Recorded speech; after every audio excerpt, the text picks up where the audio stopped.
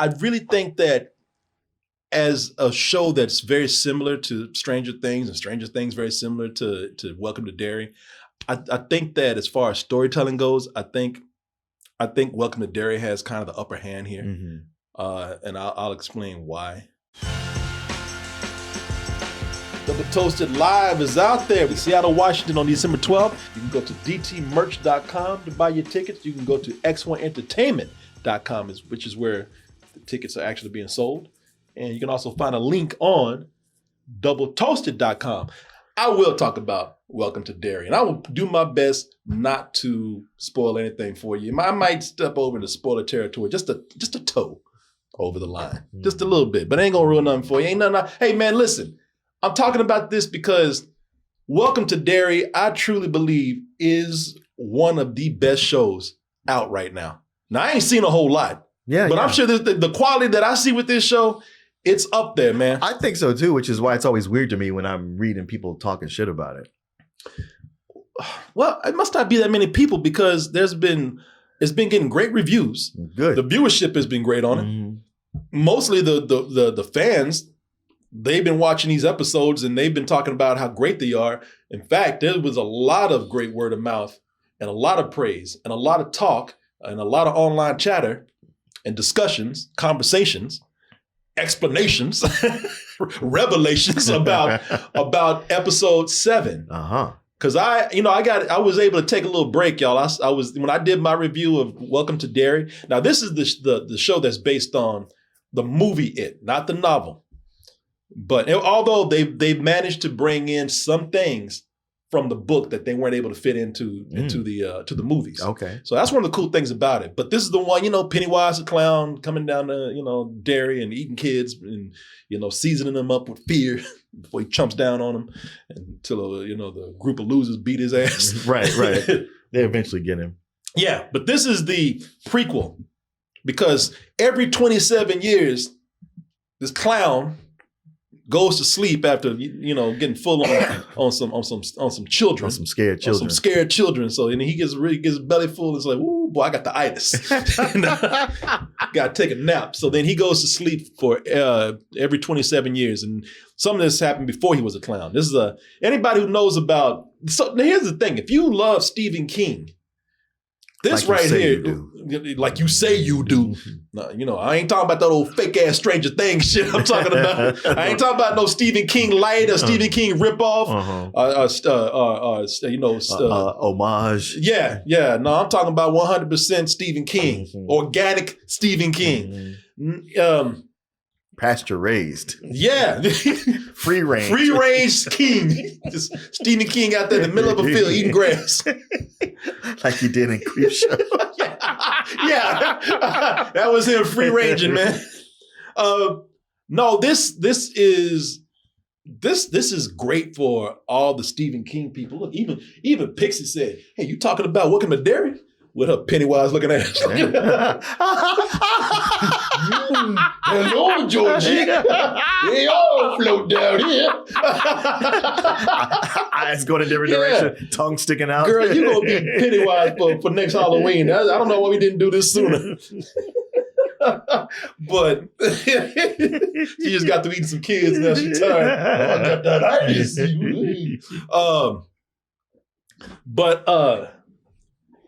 This is going into more Stephen King universe type areas. If they're not going real, they ain't going into like, for all you Stephen King nerds out there, his universe spans a lot of places, goes, if you really want to go deep with it, a lot of it centers back on this series of books called The Gun Ranger. The gunslinger. You said, ouch, what happened to you? Your cat bit me. Leave that cat alone. Because that's why I said Gun Ranger, because I looked at you and you were like, ouch. I was like, okay, what the hell's he doing? Because Martin was like, kind of gremlin down there you messing with. The Gunslinger series, a lot of things go back to that. But there are a lot of, and see this, listen, I'm going to explain to you why, I'm going to some I'm going to some bad territory here. I'm about to piss people off. But if you really are a Stephen King fan, are you like Stephen King influenced material, you like adaptations, I think that you were getting something better here than you are with Stranger Things. And I want to explain kind of during this conversation why I think. Wait, are you about to Kingsplain to me? Yes, I am. Okay. Yes, I am. Yeah, exactly. Talk down to you. Yes. Yes. For the sake of having something to do right now. Yes. Yeah, because I've been watching Stranger Things. I did start 3. I'm watching that right now. Nothing wrong with Stranger Things. Stranger Things is an awesome show. I mean, look, if we go back, as the timeline goes, nobody was talking about Stephen King. I mean, like there was a time when everything was Stephen King, and then it's kind of, it had its time. Yeah. And nobody's really talking about it anymore. Exactly. And Stranger Things kind of brought it back. Yeah. And it's come back with a vengeance. Yeah. It's no, yeah. I'm not, man, both are good. Why not watch both? But I really think that as a show that's very similar to Stranger Things, and Stranger Things very similar to Welcome to Derry, I think that as far as storytelling goes, I think Welcome to Derry has kind of the upper hand here, and I'll explain why in a little bit. But I think again, watching this show, man, the reasons why it's one of the best shows out there is because it's the production on this show is amazing, and they do something great with this show that Stephen King has always done in his books. Some of his strongest adaptations has done this. It's showing a lot of times that no matter what supernatural thing is going on, the humans are always worse. The humans are always scarier, shittier, and that's what's so in this episode. So a lot of people talk about episode 7. I was able to watch this up to episode 5. Today I watched 6 and 7, got caught up, and I can see why people are watching episode 7 and talking about it, because episode 7, everything I told you about production, Stephen King writing these characters to the point where it's the humans get they elicit a lot of emotion out of you, a lot of anger. That's what they did here. One of the things that they're able to cover in the show that they weren't able to do in the movies, that I'm pretty sure is in the book, is so with this creature coming back, this creature from some supernatural alien celestial H.P. Lovecraft type creature. It comes down and it feeds every 27 years. Most known kids, but it'll start eating anybody. And to do that, he has to pretty much start some shit. You know what I'm saying? He has to create fear, violence, despair, in order to season the meat. And one of the things we learn here is that Pennywise is already around. Now we get more information on Pennywise. You're getting, and one of the things that you're starting to learn about him is that he loves black people.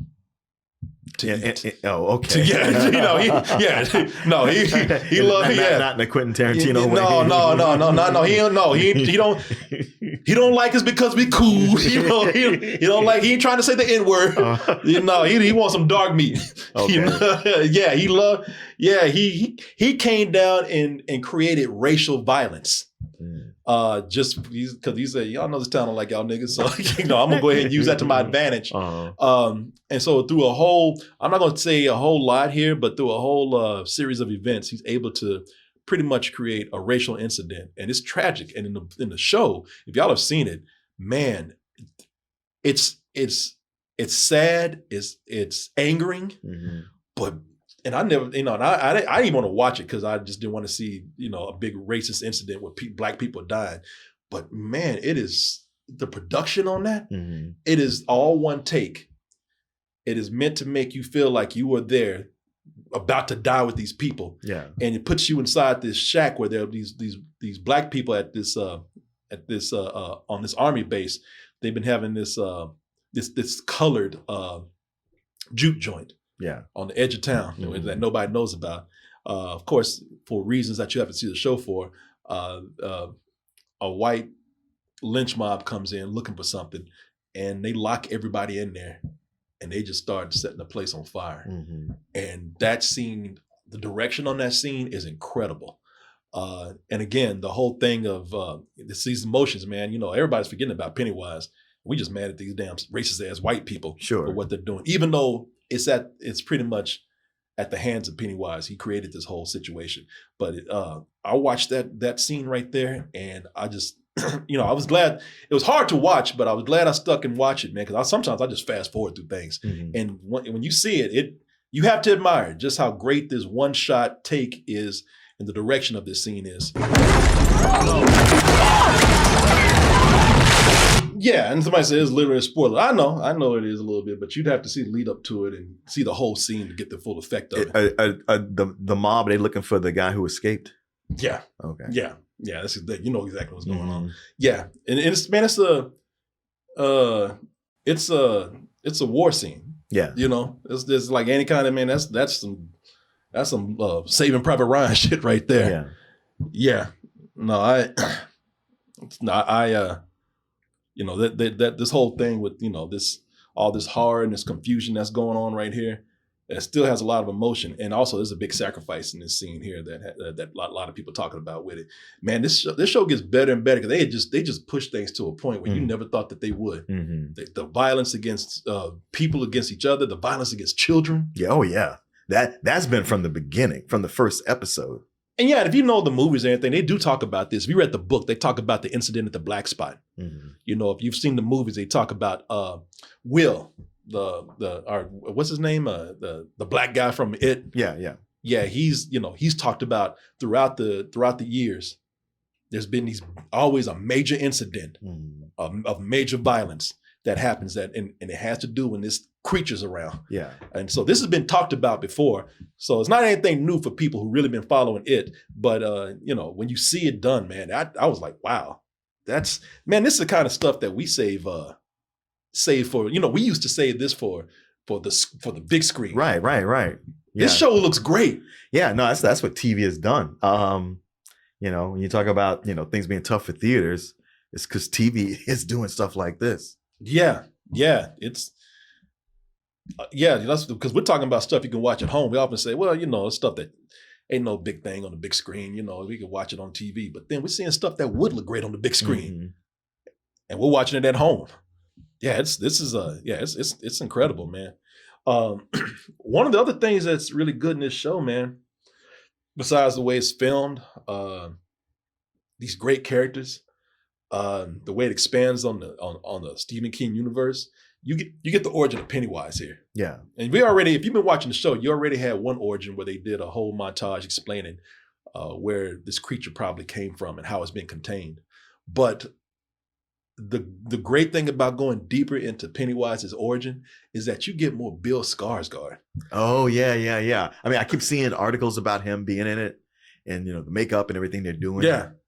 Man, Bill Skarsgård is, so he gets to come in and just act a little bit more because you get to see the real person before Pennywise took over. Oh, you get to see like the guy who played the clown. Yeah. And man, and like this has nothing to do with horror or anything right here. Like there's the point where Bill Skarsgård is performing as the original Pennywise, and it's a great comedic silence performance. Yeah. And man, it just showed me how great an actor Bill Skarsgård is. Yeah. It's a whole scene where he's doing he's at the circus and he's doing his routine for kids. And this is if you've seen the show, you've seen this part.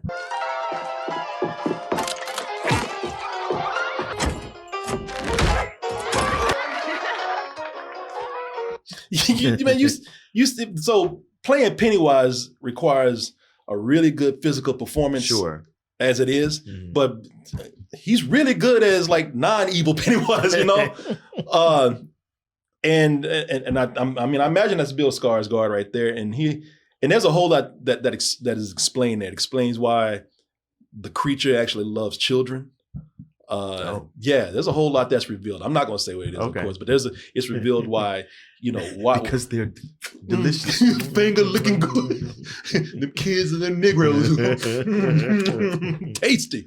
No, it's revealed why he chose a clown. It reveals why he wants children. There's a lot that's actually explained. And you know what, man, a lot of these, man, we always say, listen, you know, we get these prequels, they explain too much. Right. We were better off. I didn't need to know that. Exactly. We didn't need to hear all that. Now you just ruined it. But this is so well written. Like, man, that's a great setup. That's a great explanation. That's some great background information that we're getting.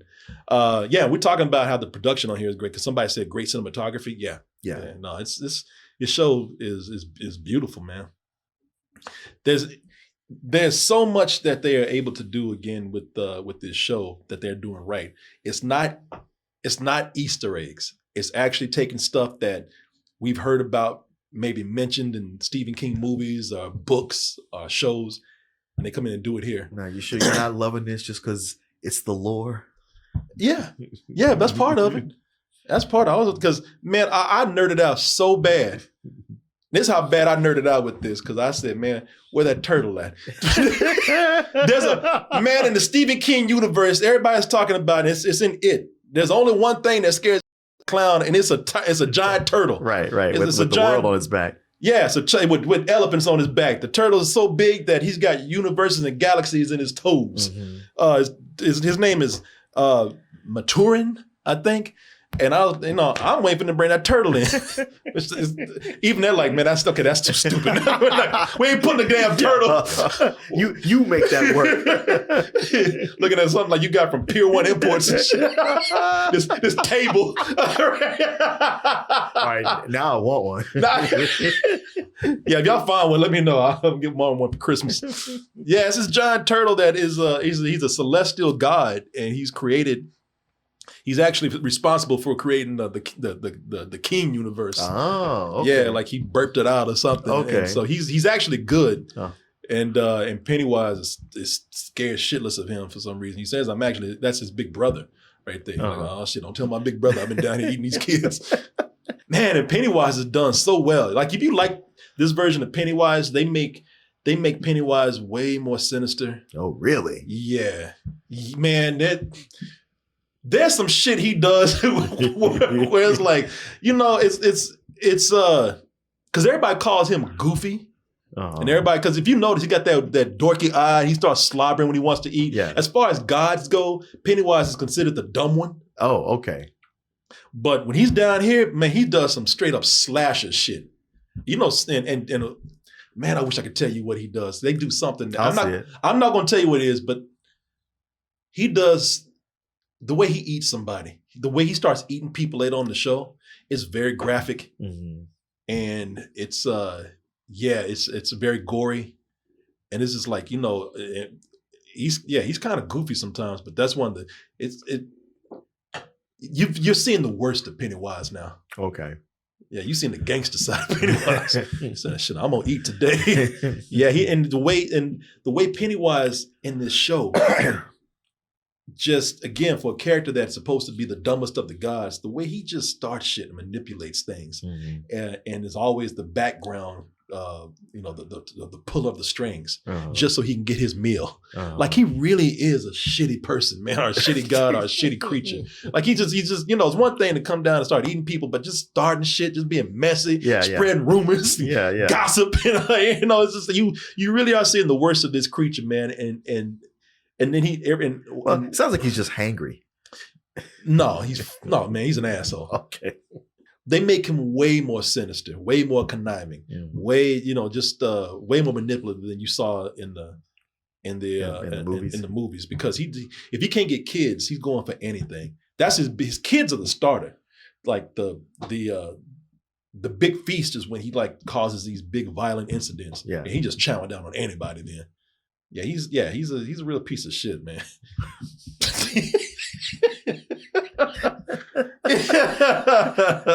Man, you're really throwing that term around just because he's a murderous, child-killing clown. Come on, break. You got to throw labels on it like that. Cut the guy some slack. I mean, piece of shit. It's kind of out there. He's a real piece. You know, you're a real piece of shit, right? Pennywise. Y'all thought funny and you make the kids laugh, but you know you're a real piece of shit.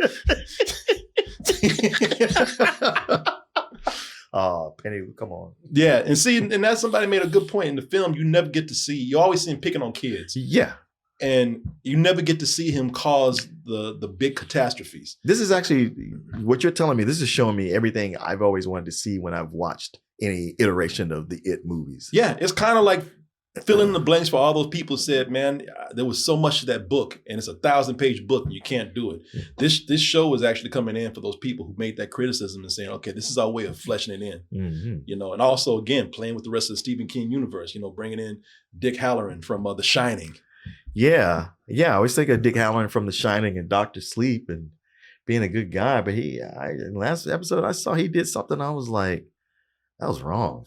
Yeah. And his character don't get any better, man, because his character's traumatized. And they explain why. He's a very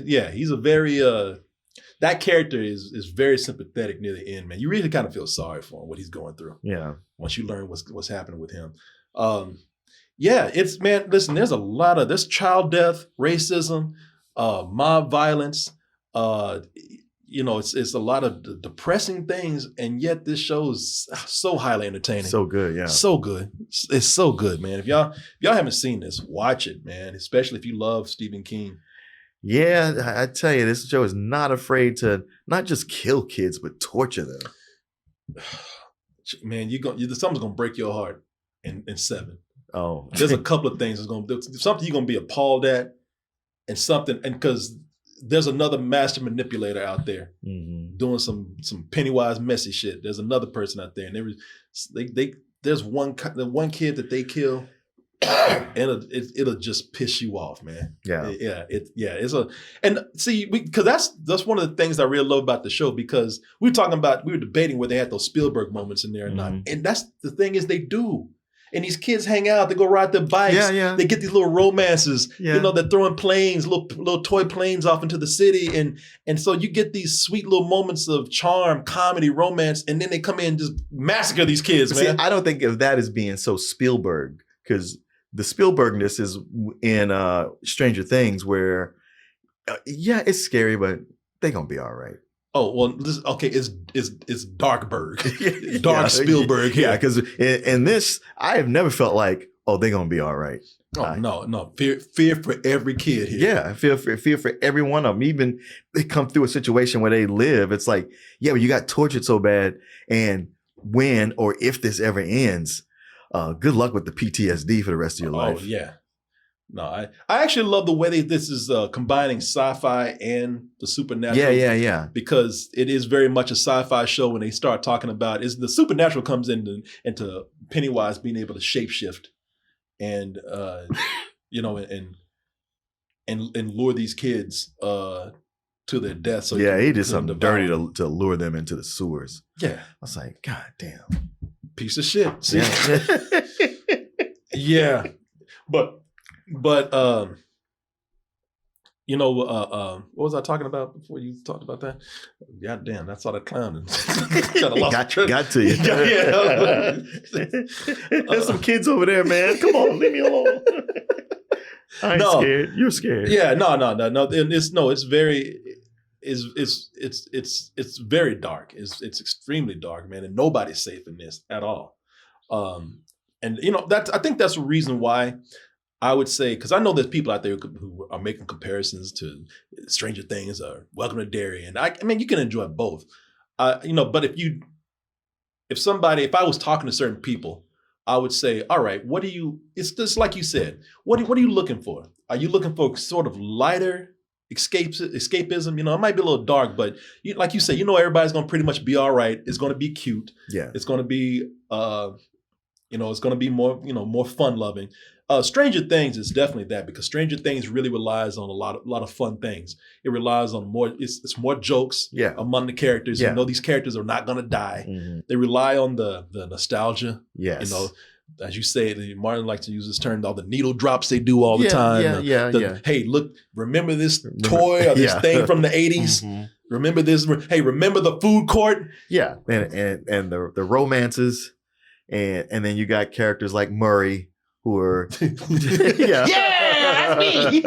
Yeah, I couldn't see a Murray in Welcome to Derry. No, and Welcome to Derry does have his fun characters, and his characters do make jokes and they do laugh. But I think Welcome to Derry is a show. The reason why I think it would appeal to me more, and I like both shows. I think I like Welcome to Derry more because I think that and just my taste, because you know me, I am not, I'm not crazy about nostalgia. Mm-hmm. I'm not crazy about, Easter eggs for the sake of Easter eggs. That's a lot of 80s cultural Easter eggs and Stranger Things.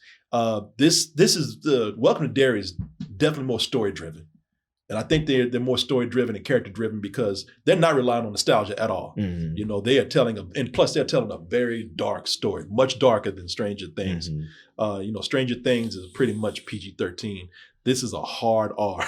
Yeah. This right here, especially with where we are now, so much gore, a lot of gore, a lot of graphic violence, a lot of disturbing things. Like I said, racism and child endangerment. So, but it's not afraid to go there, man. It's not afraid to go there at all.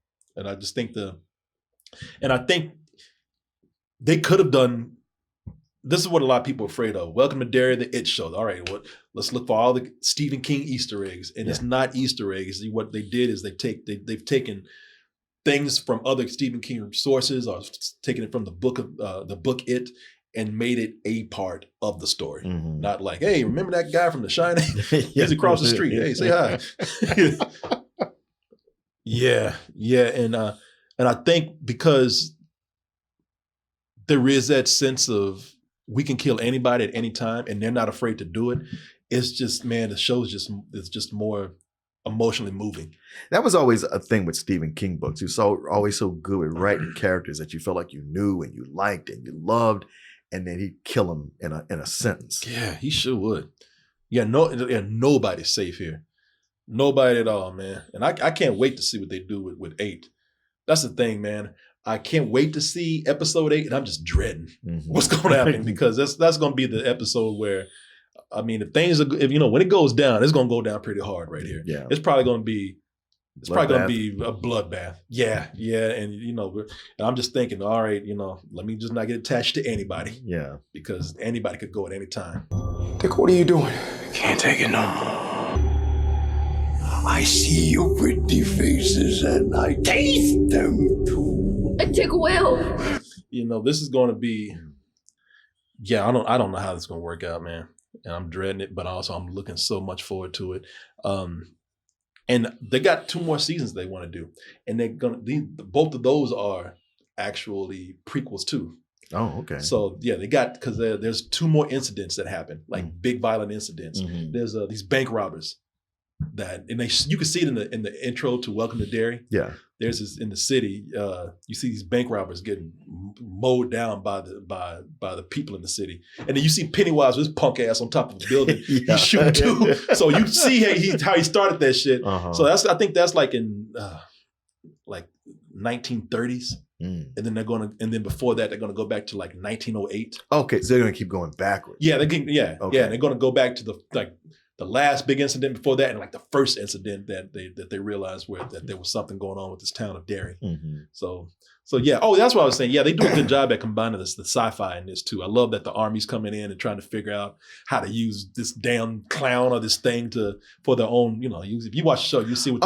Right. Yeah, that was the whole thing where they want to capture you. Like, oh yeah, you want to save the town. Like, no, we want to use this. So I'm like, oh, god damn it. And you're gonna see even further what they're going to use it for. Okay. Yeah, it's not even what you think yet. Okay. Can't wait for 8. I think it's one of the best shows out there right now. I haven't seen a whole lot. I'm watching some other things right now, but I know quality when I see it. Okay. And for anybody that starts jumping on me, I wasn't saying that Stranger Things is bad. I was just saying why I like this show appeals to me more than Stranger Things. But I definitely see for other people the appeal of Stranger Things. Because for one thing, you ain't going to walk away feeling all depressed and shit like this show will probably make you feel. But the show's also pretty exciting. It's pretty funny in certain parts too. So I think Welcome to Derry I've been watching to catch up with it, man. It's really good. They got the last episode coming up this Sunday. Check it out. Well, would you look at that? You made it to the end of the video. That means you really like us. So just go ahead and press that like button and subscribe while you're at it. And check out our other channels, our social media like Instagram, TikTok, and our Patreon, where we have new stuff coming up all the time. And we'll see you on the next video.